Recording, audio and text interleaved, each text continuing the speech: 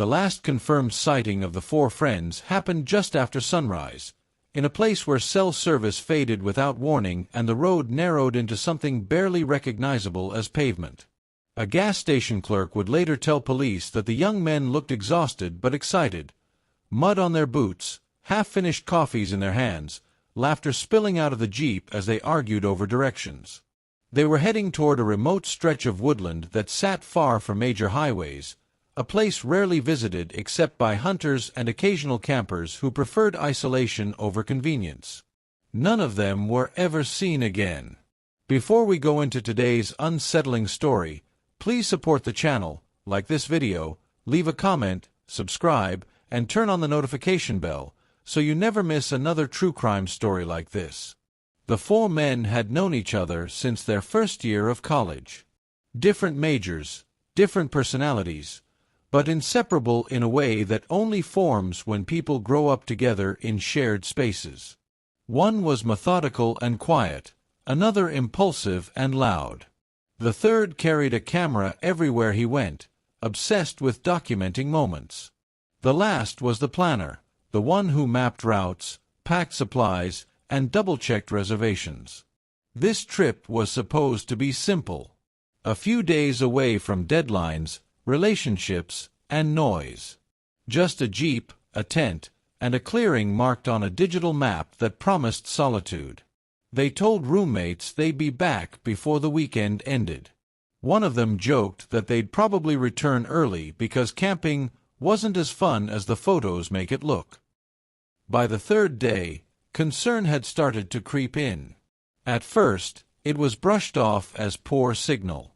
Then it became unanswered calls. Then missed classes.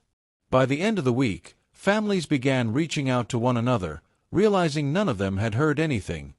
No texts, no photos, no check-ins. When police were notified, the search began where the friends were last known to be headed. The campsite was found 2 days later. It was pristine. The tent was still standing, stakes firmly in the ground. Sleeping bags were zipped, untouched. Food sat in sealed containers, unspoiled. Their backpacks were lined neatly near the fire pit, which showed signs of having been used, but extinguished carefully. There were no signs of a struggle. No blood. No damaged equipment. And most troubling of all, the Jeep was gone.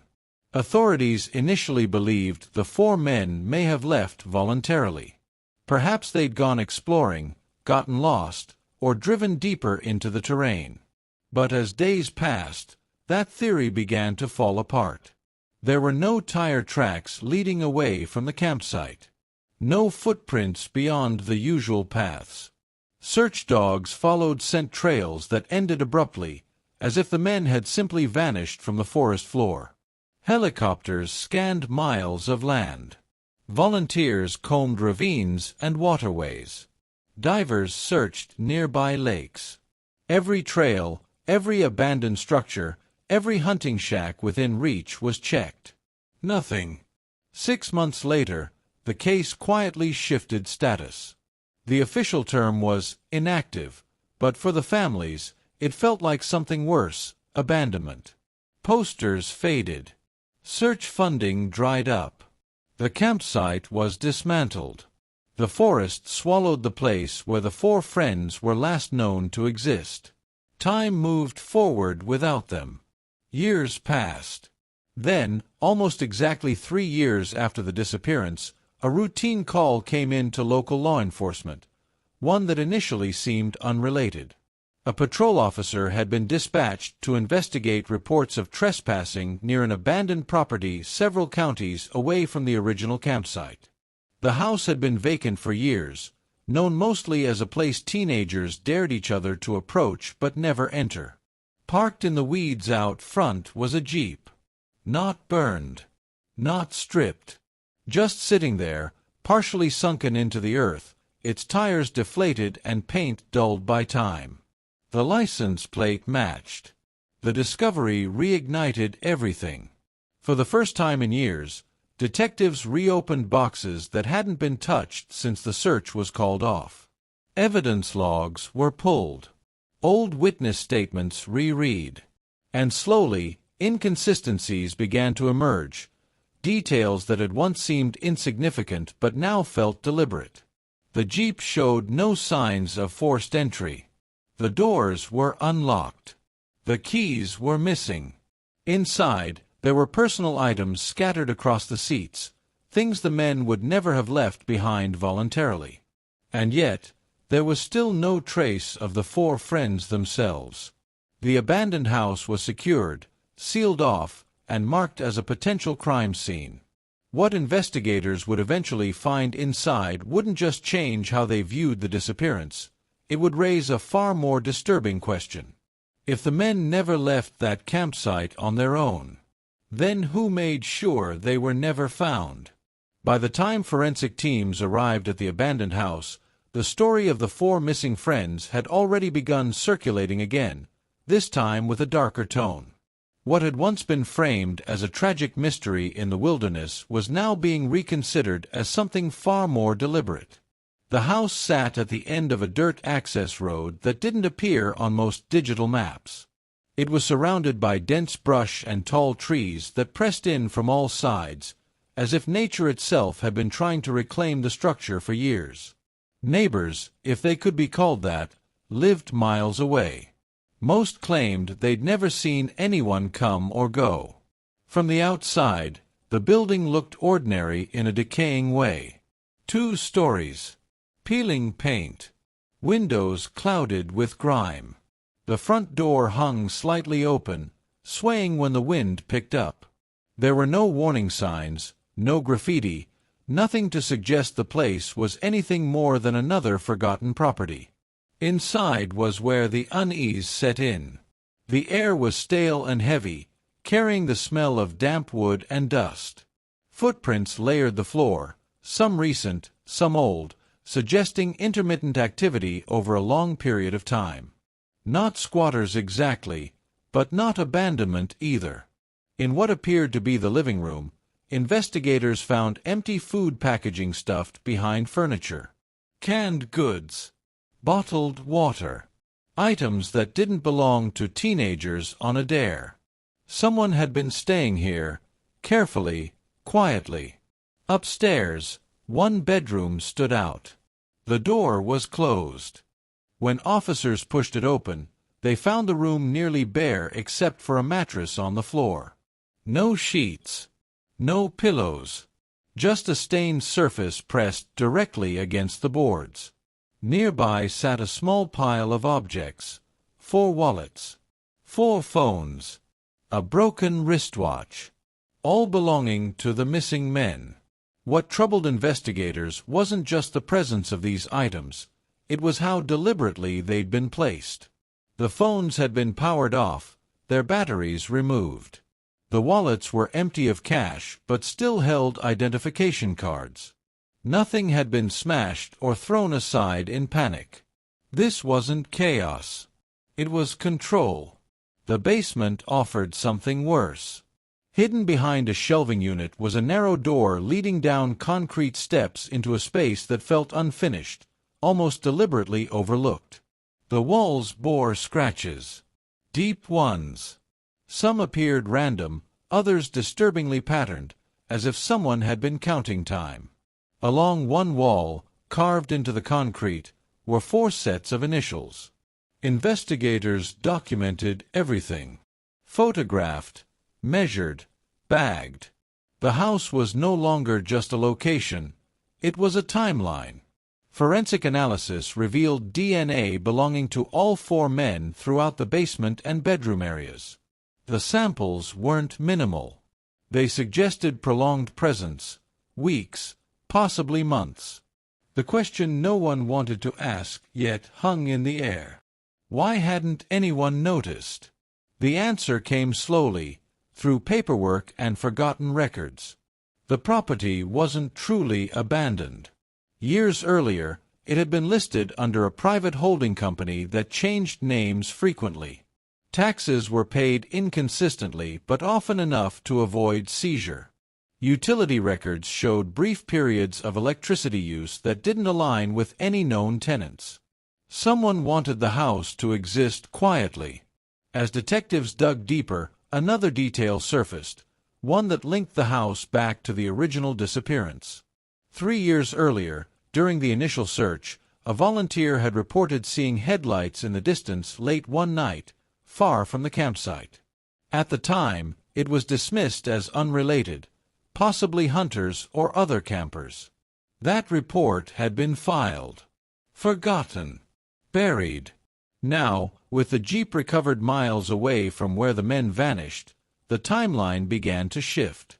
It suggested the friends hadn't disappeared into the forest. They'd been moved. Investigators reconstructed a possible route, one that avoided main roads, passing through service paths and unused access trails. It was a route someone local would know. Someone patient. Someone confident they wouldn't be interrupted. But there was still no sign of the men themselves. No remains. No burial sites. No blood evidence suggesting death inside the house. Which led to a chilling possibility. What if they hadn't died there? Ground searches expanded outward from the property. Cadaver dogs were brought in. Soil samples were taken. Nearby structures, sheds, wells, storm drains, were examined. Still, nothing definitive surfaced. Then came the journal. It was found beneath a loose floorboard in the upstairs hallway, wrapped in plastic and hidden beneath insulation. The pages were handwritten, the ink faded but legible. The entries weren't dated. They didn't name names. Instead, they detailed routines. Brought food tonight. Kept quiet. Didn't look at their faces. The writing suggested more than one person. References to he and the other appeared frequently, implying an accomplice, someone who assisted but didn't lead. One passage stood out. He's getting scared. Talks too much. If he leaves, everything breaks. Investigators believed the journal belonged to the primary individual responsible for what happened at the house. Someone methodical. Someone documenting, not out of guilt, but necessity. But the most unsettling discovery came near the end of the journal. I can't keep them all here. One will be moved first. Others later. Quiet places. No mockers. The implication was clear. The house was never meant to be the end. As public interest surged, tips poured in. Most were false leads. Some were emotionally charged accusations against locals with no evidence. But one tip stood out. An anonymous call claimed that, years earlier, a man matching a vague description had been seen purchasing supplies in bulk, chains, locks, and heavy-duty plastic, from a hardware store not far from the abandoned house. The caller refused to identify themselves. Phone records showed the call originated from a prepaid device that had since gone inactive. As detectives prepared to trace every remaining thread, a final forensic report arrived, one that shifted the case yet again. Traces of DNA found near the Jeep didn't match any of the 4 missing men. They belonged to someone else. Someone still unidentified. And whoever they were, they had been inside the Jeep long after the 4 friends vanished. The unidentified DNA found inside the Jeep changed the direction of the investigation overnight. For 3 years, authorities had been chasing theories rooted in accident, misadventure, or voluntary disappearance. But now, there was proof, physical proof, that someone else had been involved. Someone who had touched the steering wheel, the door handles, the interior storage compartment. And yet, the DNA didn't match anyone in state or federal databases. No criminal history. No missing persons record. No known link to the 4 friends. It was as if the person responsible didn't exist. Investigators expanded their focus beyond the abandoned house, examining land records, tax filings, and corporate shell entities connected to the property. The ownership trail led through multiple dissolutions and re-registrations, all pointing back to a single individual who had once lived in the region decades earlier. That individual was already dead. At least, officially. According to public records, he had passed away years before the camping trip took place. But the documentation was thin. No obituary. No burial site confirmed. Just a death certificate filed out of state. Detectives quietly reopened that record. What they found raised more questions than answers. The certifying physician had since lost his license. The address listed on the paperwork didn't exist, and the signature appeared inconsistent with others on file. It suggested the possibility of a staged death, one that allowed someone to disappear on paper while remaining very much alive. The theory was dangerous to pursue without solid proof. Still, it aligned with other findings. Neighbors recalled seeing a man near the abandoned house in the years following the disappearance, always at odd hours, always alone. He avoided eye contact, drove different vehicles, never stayed long. When composite sketches were released, no one came forward to identify him. Meanwhile, forensic teams continued searching land connected to the house. Ground-penetrating radar detected several anomalies, disturbances in the soil that suggested prior digging. Each site was excavated carefully. They found nothing. No bodies. No personal items. No trace of burial. It was as though whoever had written the journal had planned for this exact outcome, moving evidence repeatedly, never leaving it long enough to be discovered. Attention then turned to the journal itself. Linguistic analysts reviewed the handwriting and phrasing. The tone was detached, procedural. But in later entries, something shifted. Sentences became erratic, shorter, more frantic. One line appeared near the final pages. "He knows too much now." Investigators believed this referred to the accomplice mentioned earlier. Someone who helped but later threatened to expose the truth. Records showed that a man connected to the property had died less than a year before the Jeep was found, officially ruled an accident during a remote outdoor activity. His body had been recovered quickly. No autopsy requested by family. The death closed another door. If the accomplice had tried to come forward, it was too late. Despite the growing pile of circumstantial evidence, prosecutors were left with a frustrating reality. There was no direct proof tying any living person to the disappearance. No bodies. No murder weapon. No confession that could be authenticated. The case stalled again. But it didn't fade. Families continued pushing. Journalists filed public records requests.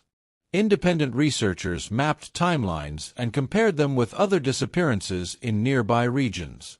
Patterns began to emerge. Men traveling in groups. Remote locations. Vehicles vanishing, then reappearing months or years later far from where they were last seen. Always clean. Always empty. Authorities refused to confirm a connection, but internally, some believed the four friends were not the only victims. The abandoned house was eventually demolished. Before it was torn down, one final sweep was conducted. Behind a wall in the basement, investigators discovered a sealed cavity. Inside was nothing but dust, and a single object. A key. The same model used for industrial storage units. Police searched nearby facilities, focusing on older units rented under expired names. Most led nowhere. But one unit, paid for in cash and abandoned shortly after the Jeep was discovered, contained a collection of items that reopened old wounds, camping gear, tools, and clothing matching descriptions provided by the families. Still, no definitive forensic link could be established. Today, the disappearance of the four friends remains unsolved. Their Jeep sits in an evidence warehouse, untouched since the last round of testing. The journal is locked away, its author still unknown. The DNA profile remains unmatched. Investigators quietly admit they believe the person responsible is either dead or has disappeared so completely that they may never be found. And somewhere, perhaps far from the forest where it all began, the truth remains buried. Not in the ground, but in silence. What really happened to those four friends after they left their campsite that night? Were they targeted, followed, or betrayed by someone who knew exactly where they would be? The Jeep was found. The house told a story. But the truth remains buried, waiting for someone to uncover it. I want to know what you think happened. Leave your theories in the comments below. Your perspective might be the one detail everyone else is missing.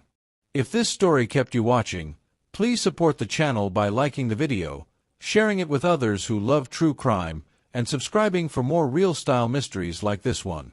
And don't forget to turn on the notification bell, so you never miss the next story. Because some cases don't end when the search stops. They end when the truth finally comes to light.